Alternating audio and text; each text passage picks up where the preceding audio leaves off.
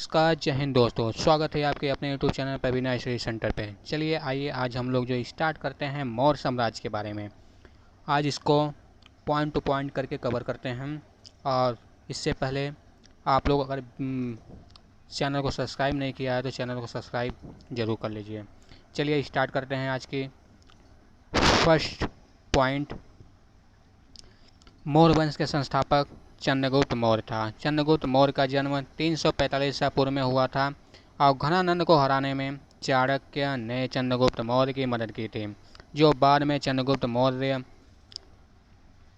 का प्रधानमंत्री बना। चाणक्य, इनके दो नाम थे, कौटिल्य और विष्णुगुप्त, द्वारा लिखित पुस्तक अर्थशास्त्र है, जिनका संबंध राजनीति से है। चंद्रगुप्त मगध की राजगद्दी पे 322 ईसा पूर्व में बैठा। चंद्रगुप्त जैन धर्म का अनुयायी था। चंद्रगुप्त ने अपना अंतिम समय कर्नाटक के श्रवणबेलगोला नामक स्थान पर बिताया।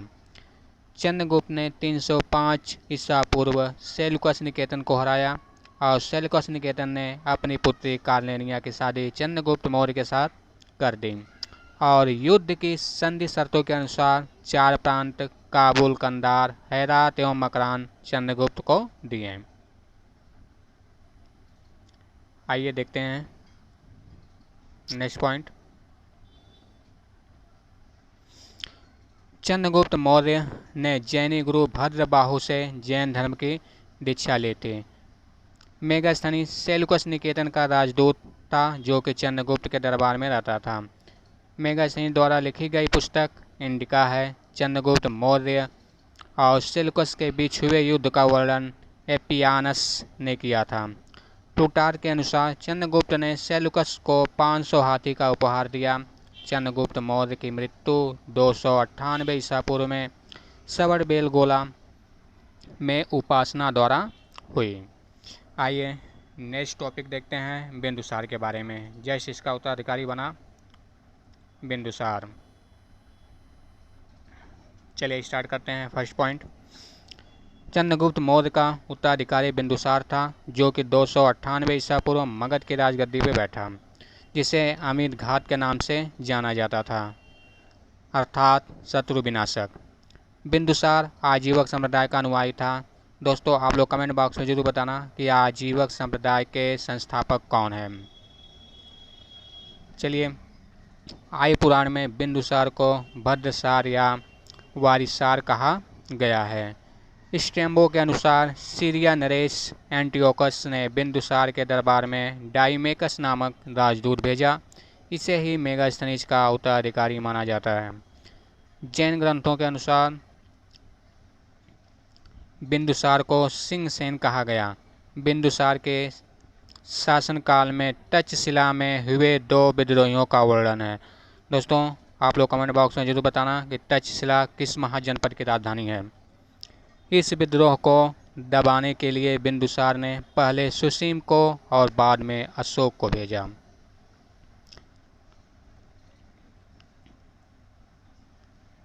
एथीनियस के अनुसार बिंदुसार ने सीरिया के शासक एंटियोकस फर्स्ट से मदिरा, सूखे अंजीर एवं दार्शनिक भेजने की प्रार्थना की थी।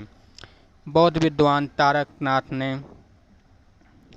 बिंदुसार का 16 राज्यों का विजेता बताया गया। कितने राज्यों का? 16 राज्यों का विजेता बताया गया। आइए दोस्तों देखते हैं, ये बता देते हैं हम लोगों को आजीवक संप्रदाय के संस्थापक। आजीवक संप्रदाय के संस्थापक थे मखलीपुत्र घोषाल थे और ये गांधार महाजनपद की राजधानी तक्षशिला थी। चलिए नेक्स्ट पॉइंट पढ़ते हैं अशोक के बारे में। आइए, बिंदुसार के बाद अशोक राजगद्दी पे बैठा। अब इसके देखते हैं। देखिए अशोक, बिंदुसार का उत्तराधिकारी अशोक महान हुआ, जो कि 269 ईसा पूर्व में मगध की राजगद्दी पे बैठा। राजगद्दी पे बैठने के समय अशोक अवंती का राज्यपाल था। अवंती की राजधानी कहाँ थी, कौन थी, आप लोग कमेंट बॉक्स में बताना। और मास्की एवं गुजरा अभिलेख में अशोक का नाम अशोक मिलता है। आइए हम ही बता देते हैं। अवंती जो है उज्जैन या माहिष्मति, जो कि मालवा मध्य प्रदेश में है। आइए नेक्स्ट पॉइंट। पुराणो61 में अशोक को अशोकवर्धन कहा गया। अशोक ने अपने अभिषेक के 8वें वर्ष लगभग 261 ईसा पूर्व में कलिंग पर आक्रमण किया और कलिंग की राजधानी तोसली पर अधिकार कर लिया।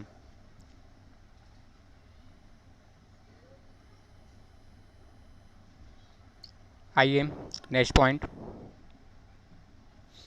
प्लिनी का कथन है कि जो प्लिनी है, प्लिनी एक लेखक था, प्लिनी का कथन है कि मिस्र के राजा फिलाडेल्फस टालमी सेकंड ने पाटलिपुत्र में डियानीसियस नाम का एक राजदूत भेजा था, जिसे अशोक के दरबार में, कौन राजदूत आया था अशोक के दरबार में? डियानीसियस। अब देखिए, उपगुप्त नामक बौद्ध भिक्षु ने अशोक को बौद्ध धर्म की दीक्षा दी। किसने दिया था? उपगुप्त। अशोक ने आजीविकों को रहने हेतु बराबर की पहाड़ियों में 4 गुफाओं का निर्माण करवाया, जिनका नाम कर्ज, चौपार, सुदामा तथा विश्व झोपड़ी था। नोट में देखते हैं कि अशोक के पौत्र दशरथ ने आजीविकों को नागार्जुन गुफा प्रदान की थी। अशोक की माता का नाम सुभद्रांगी था। अशोक ने बौद्ध धर्म के प्रचार के लिए अपने पुत्र महेश और पुत्री संघमित्रा को श्रीलंका भेजा। भारत में शिलालेख का प्रचलन सर्वप्रथम अशोक ने किया था। अशोक के शिलालेख में ब्राह्मी, खगोष्ठी, ग्रीक एवं अरमाइड लिपि का प्रयोग हुआ था। ग्रीक एवं अरमाइड लिपि का अभिलेख अफगानिस्तान से और खगोष्ठी लिपि का अभिलेख उत्तर पश्चिम पाकिस्तान से, और शेष भारत में ब्राह्मी लिपि के अभिलेख मिले हैं।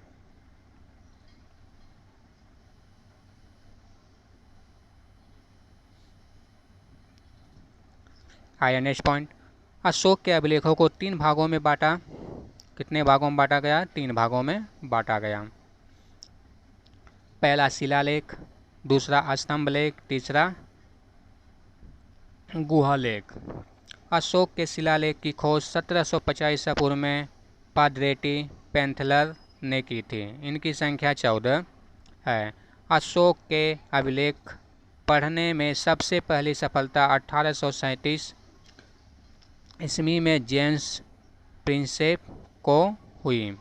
अशोक के प्रमुख शिलालेख और उनमें वर्णित विषय। आइए देखते हैं कितने शिलालेख थे। अशोक के 14 शिलालेख थे, और कौन कौन से शिलालेख में क्या क्या अंकन किया गया था। आइए देखते हैं। पहला शिलालेख, प्रथम शिलालेख में इसमें पशु बलि की निंदा की गई थी। दूसरे शिलालेख में इसमें अशोक ने मनुष्य एवं पशु दोनों की चिकित्सा व्यवस्था का उल्लेख किया गया है। तीसरे शिलालेख में राजकीय अधिकारियों को यह आदेश दिया गया है कि वे हर 5वें वर्ष के उपरांत दौरे पर जाएं, और इस शिलालेख में कुछ धार्मिक नियमों का भी उल्लेख किया गया है। चौथा शिलालेख, इस अभिलेख में भेरी घोष की जगह धम्म घोष की घोषणा की गई। पांचवा शिलालेख में क्या कहा गया है कि शिलालेख में धर्म महापात्रों की नियुक्ति के विषय में जानकारी मिलती है। किसकी? धर्म महापात्रों की। छठा अभिलेख, इसमें आत्मनियंत्रण की शिक्षा दी गई है। सातवां एवं आठवां अभिलेख में कहा गया है कि अशोक की तीर्थ यात्राओं का वर्णन है। किसकी? अशोक के तीर्थ यात्राओं का क्या है? वर्णन है। आइए 9वां शिलालेख देखते हैं। इसमें सच्ची भेंट एवं सच्चे शिष्टाचार का उल्लेख किया गया है। और 10वां शिलालेख में इसमें अशोक ने आदेश दिया है कि राजा तथा उच्च अधिकारी हमेशा प्रजा के हित में सोचें। 11वां शिलालेख में धम्म की व्याख्या की गई है। इसमें किसकी व्याख्या की गई? 11वें में धम्म की व्याख्या की गई है। 12वां शिलालेख, इसमें स्त्री महामात्रों की नियुक्ति एवं सभी प्रकार के विचारों में सम्मान की बात कही गई है। अब 13वां शिलालेख, इसमें कलिंग युद्ध का वर्णन एवं अशोक के हृदय परिवर्तन की बात कही गई है। इसी में पड़ोसी राजाओं का वर्णन भी है। 14वां शिलालेख और अंतिम शिलालेख, अशोक ने जनता को धार्मिक जीवन बिताने के लिए प्रेरित किया। कैसा धार्मिक जीवन बिताने के लिए प्रेरित किया? किसने? अशोक ने। और 14वें शिलालेख में कहा गया। आइए नेक्स्ट पॉइंट देखते हैं। अशोक के स्तंभ लेखों की संख्या कितनी है? 7 है। स्तंभ लेखों की संख्या 7 है, जो केवल ब्राह्मी लिपि में लिखी गई है। किस लिपि में लिखी गई है? ब्राह्मी लिपि में लिखी गई है। यह 6 अलग अलग स्थानों से प्राप्त हुआ है। पहला है प्रयाग स्तंभ। यह पहले कौशाम्बी में स्थित था। इस स्तंभ लेख को अकबर ने इलाहाबाद के किले में स्थापित कराया। और दिल्ली का टोपरा, यह स्तंभ लेख फिरोज शाह तुगलक के द्वारा टोपरा से दिल्ली लाया गया। दिल्ली मेरठ, पहले मेरठ में स्थित यह स्तंभ लेख फिरोज शाह द्वारा दिल्ली लाया गया। रामपुरवा, यह स्तंभ लेख चंपारण, चंपारण कहाँ पड़ता है? बिहार में। इसकी खोज 1872 ईस्वी में कार्लायल ने की थी। और 5वां लोरिया अरेराज, जो चंपारण बिहार में है। लोरिया नंदराज चंपारण बिहार में। इस स्तंभ पर मोर का चित्र बना है। आइए नेक्स्ट पॉइंट देखते हैं। कौशाम्बी अभिलेख को रानी का अभिलेख कहा जाता है।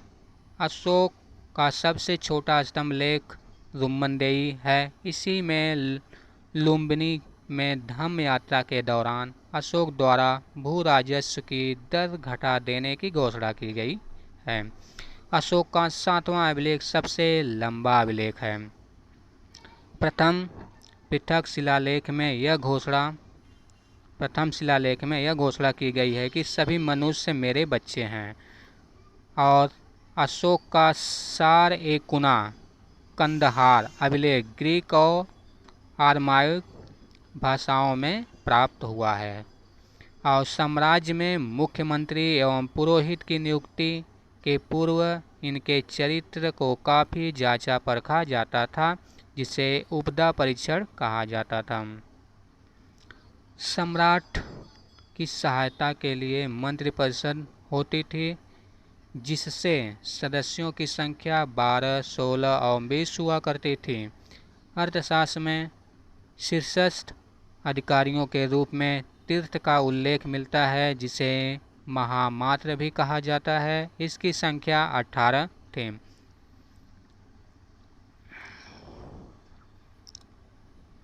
आइए देखते हैं मौर्य प्रांत और राजधानी।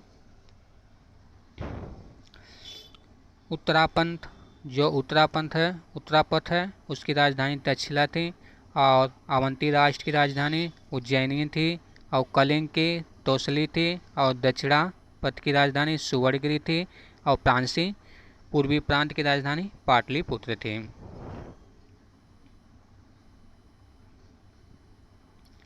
आइए अर्थशास्त्र में चर जासूस को कहा गया।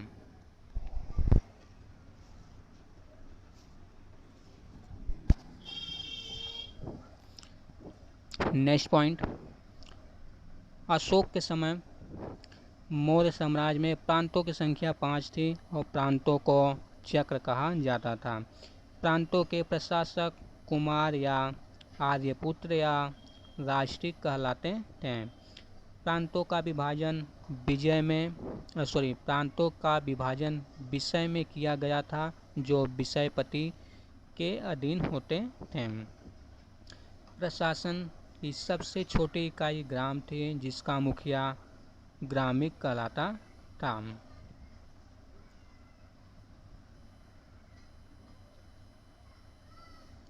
नेक्स्ट पॉइंट,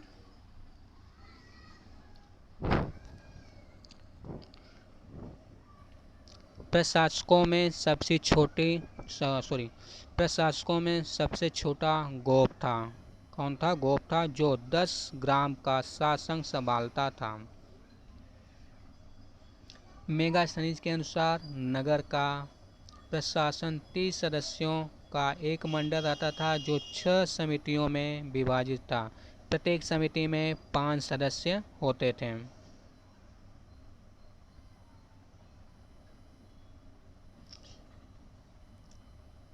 आइए एक बार अर्थशास्त्र में वर्णित तीर्थ के बारे में जानते हैं। देखिए, मंत्री, प्रधानमंत्री, पुरोहित धर्म एवं दान विभाग का प्रधान होता था। सेनापति सैन्य विभागों का प्रधान होता था। युवराज ये राजपुत्र होता था। द्वारिक ये राजकीय द्वार रक्षक होता था। अंतर्वेदिक ये अंतःपुर का अध्यक्ष होता था। समाहर्ता आय का संग्रह करता था। सन्निधाता राजकीय कोष का अध्यक्ष होता था। प्रशासता क्या होता था? कारागार का अध्यक्ष होता था। प्रदेष्टि एक कमिश्नर होता था। पौर नगर का कोतवाल होता था। व्यावहारिक एक प्रमुख न्यायाधीश होता था। नायक नगर का अध्यक्ष होता था। आइए, कर्मांतिक उद्योग एवं कारखानों का अध्यक्ष होता था। मंत्रिपरिषद अध्यक्ष। दंडपाल सेना का सामान एकमात्र करने वाला। दुर्गपाल दुर्ग रक्षक होता था। अंतपाल सीमावर्ती दुर्गों का रक्षक होता था। आइए नेक्स्ट पॉइंट देखते हैं। बिक्री कर के रूप में मूल्य का 10वां भाग वसूला जाता था। इसे बचाने वाले को मृत्युदंड दिया जाता था। मेगास्थनीज के अनुसार एग्रोनोमाइड मार्ग का निर्माण अधिकारी था। जस्टिन के अनुसार चंद्रगुप्त मौर्य की सेना लगभग 50,000 अश्वारोही सैनिक और 9,000 हाथी और 8,000 रथ थे।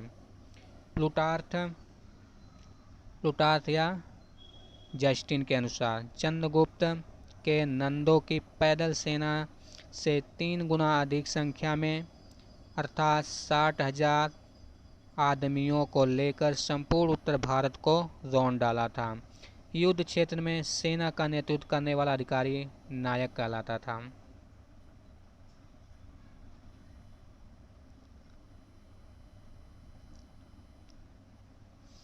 नेक्स्ट पॉइंट, सैन्य विभाग का सबसे बड़ा अधिकारी सेनापति होता था।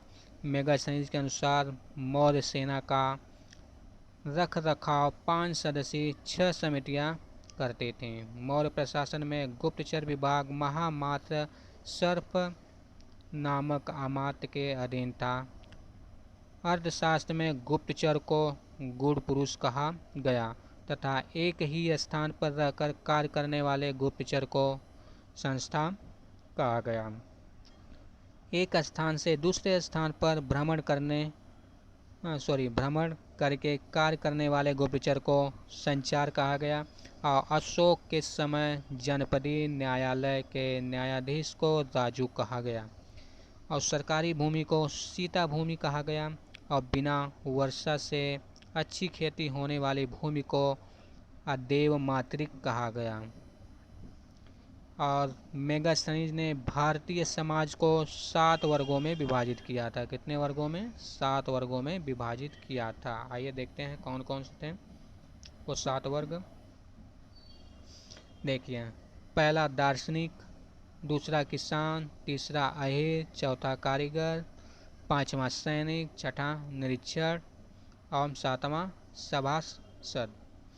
और स्वतंत्र वेश्यावृत्ति को अपनाने वाली महिला को रूपा जीवा कहलाती थी। नंद वंश के विनाश करने में चंद्रगुप्त मौर्य ने कश्मीर के राजा पर्वतक से सहायता प्राप्त की थी। मौर्य शासन 137 वर्षों तक रहा। मौर्य वंश का अंतिम शासक बृहदत्त था। इसकी हत्या इसके सेनापति पुष्यमित्र शुंग ने 150 ईसा पूर्व में कर दी और मगध पर शुंग वंश की नींव डाल दी। आइए दोस्तों एक बार ये देखते हैं जो हम लोगों से छूटा हुआ था रेड कलर का। प्रशासनिक समिति एवं उसके कार्य देखिए। प्रथम समिति उद्योग एवं शिल्प कार्य का निरीक्षण। द्वितीय विदेशियों की देखरेख। तृतीय जन्म मरण का ब्यौरा रखना। चतुर्थ व्यापार एवं वाणिज्य की देखरेख करना। पंचम निर्मित वस्तुओं के विक्रय का निरीक्षण करना। षष्ठ बिक्री कर वसूल करना। आइए नेक्स्ट देखते हैं।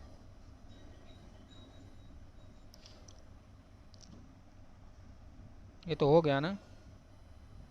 नहीं। सेना समिति एवं उनके कार्य। प्रथम जल सेना की व्यवस्था। द्वितीय यातायात एवं रसद की व्यवस्था। तृतीय पैदल सैनिक की देखरेख। चतुर्थ अश्वारोही की सेना की देखरेख। पंचम गज सेना की देखरेख। षष्ठ रथ सेना की देखरेख। आइए अब हम लोग जो है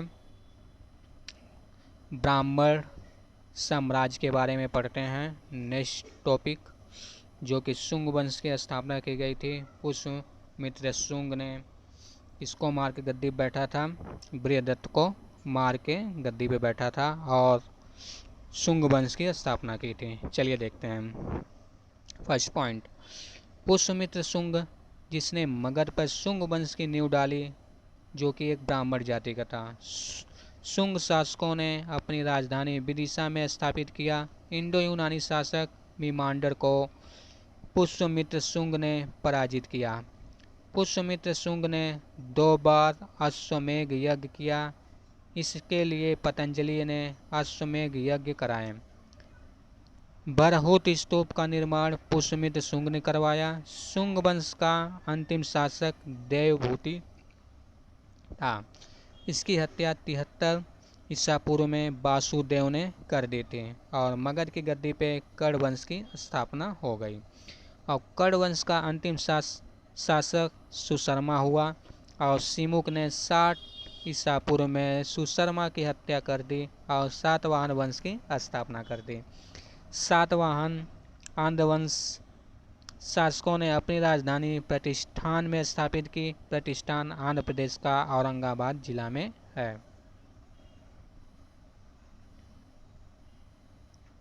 आइए, सातवाहन वंश के प्रमुख शासक थे सिमुक, सातकर्णी, गौतमी पुत्र सातकर्णी, वशिष्ठी पुत्र पुलुमानी तथा यज्ञश्री सातकर्णी। और सातकर्णी ने 2 अश्वमेध तथा 1 राजस्व यज्ञ किया। सातवाहन शासक के समय के प्रसिद्ध साहित्यकार हाल एवं गुणाढ़ थे। हाल ने गाथा सप्तदशक तथा गुणाढ़ ने बृह कथा नामक पुस्तक की रचना की थी। सातवाहन शासकों ने चांदी, तांबे, सीसा, पोटीन और कांसे की मुद्राओं का प्रचलन किया। ब्राह्मणों को भूमि अनुदान देने की प्रथा का प्रारंभ सातवाहन शासकों ने ही सर्वप्रथम किया। सातवाहनों की भाषा प्राकृतिक एवं लिपि ब्राह्मी थी। सातवाहनों का समाज मातृसत्तात्मक था। सातवाहनों की महत्वपूर्ण स्थापत्य कृतियाँ कार्ले का चैत्य, अजंता एवं एलोरा की गुफाएं का निर्माण, अमरावती कला का विकास, सातकर्णी एवं अन्य सभी सातवाहन शासकों दक्षिणापद के स्वामी कहे जाते थे। चलिए दोस्तों, आज की ये टॉपिक ख़त्म होती है। अब हम लोग जो है नेक्स्ट टॉपिक कल हम लोग स्टार्ट करेंगे और आप लोग चैनल को सब्सक्राइब ज़रूर कर लेना जो है। चलिए हम लोग जो है इसी तक समापन करते हैं। जय हिंद दोस्तों।